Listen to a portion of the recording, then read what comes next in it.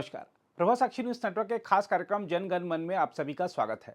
जम्मू कश्मीर विधानसभा चुनाव में मतदाताओं ने आतंकवाद और अलगाववाद की राह पर चलने वालों को करारा सबक सिखाया है। तमाम अलगाववादी, आतंक के आरोपों का सामना कर रहे लोग तथा आतंकवादियों के रिश्तेदार चुनाव मैदान में उतरे थे, लेकिन जनता ने सबको घर बैठा दिया। यही नहीं, जनता ने आतंक का शिकार बने परिवार की सदस्या को इस चुनाव में जीत दिलाकर यह भी दर्शा दिया है कि आतंक के पीड़ितों के साथ वह पूरी दृढ़ता के साथ खड़ी है। उम्मीद है कि अलगाववादी विचारधारा पर चलने वाले उम्मीदवारों को विधानसभा चुनाव में मिली बड़ी हार उन्हें देश के साथ चलने की सीख देगी। हम आपको बता दें कि अलगाववाद की राह पर चलने वाले प्रमुख लोगों में इंजीनियर रशीद के नेतृत्व वाली अवामी इत्तेहाद पार्टी और जमात इस्लामी के उम्मीदवार शामिल हैं, जो चुनाव में कोई बड़ा प्रभाव डालने में विफल रहे। कुलगाम से जमात इस्लामी के प्रॉक्सी उम्मीदवार सैयार अहमद रेशी और लंगेट से चुनाव लड़ रहे शेख अब्दुल रशीद उर्फ इंजीनियर रशीद के भाई खुर्शीद अहमद शेख का प्रदर्शन ही थोड़ा बहुत ठीक ठाक रहा। हालांकि कुलगाम में सैयार अहमद रेशी को हार का सामना करना पड़ा, वहीं खुर्शीद अहमद शेख ने लंगेट से जीत हासिल कर ली। लेकिन इन समूहों से जुड़े अधिकतर उम्मीदवारों की जमानत जब्त हो गई, जो मतदाताओं की स्पष्ट अस्वीकृति को दर्शाता है।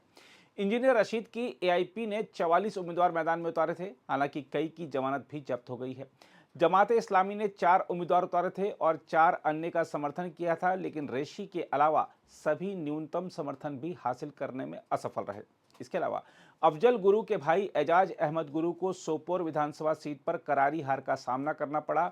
उन्हें मात्र 129 वोट मिले, जो इनमें से नोटा विकल्प के लिए डाले गए 341 वोटों से काफ़ी कम है। इसके अलावा एक अन्य चेहरे आज़ादी चाचा के नाम से चर्चित सर्जन अहमद वागई को भी नेशनल कॉन्फ्रेंस के उम्मीदवार के खिलाफ बड़ी हार का सामना करना पड़ा। वागई बीरवाह में अपनी जमानत बचाने में बमुश्किल कामयाब रहे।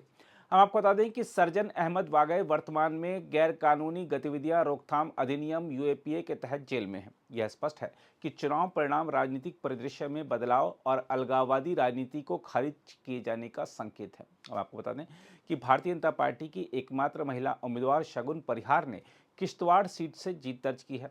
शगुन के पिता और चाचा करीब 5 साल पहले एक आतंकवादी हमले में मारे गए थे। शगुन ने इस चुनाव में नेशनल कॉन्फ्रेंस के अनुभवी नेता और पूर्व मंत्री सज्जाद अहमद किचलू को हराया है। शगुन उन 28 बीजेपी उम्मीदवारों में से एक हैं जिन्होंने चुनाव में जीत हासिल की। वह जम्मू कश्मीर में चुनाव जीतने वाली 3 महिलाओं में भी शामिल हैं।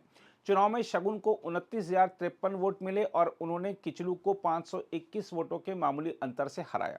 पूरी मतगणना प्रक्रिया के दौरान उन्होंने बढ़त बनाए रखी।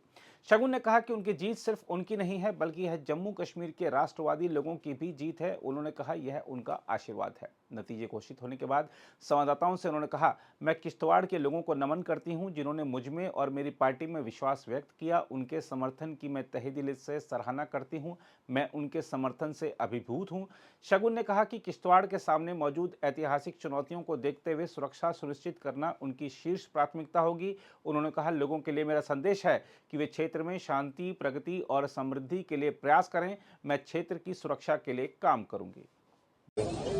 सबसे पहले मैं यही करूंगी कि यहाँ पे जो हमारे सिक्योरिटी इश्यूज की वजह से हमने अपने बहुत सारे जवानों को खोया है। मैंने अपने पिता को खोया, किसी ने अपने बेटे को खोया, किसी ने भाई को खोया।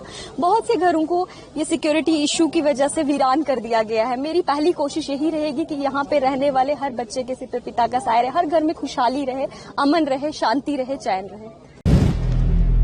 अगर आप भी लेना चाहते हैं देश दुनिया की तमाम जानकारी, तो आज ही सब्सक्राइब करें हमारे चैनल को। साथ ही नीचे दिए बेल आइकन को जरूर दबाएं ताकि हर अपडेट आप तक पहुंच सके।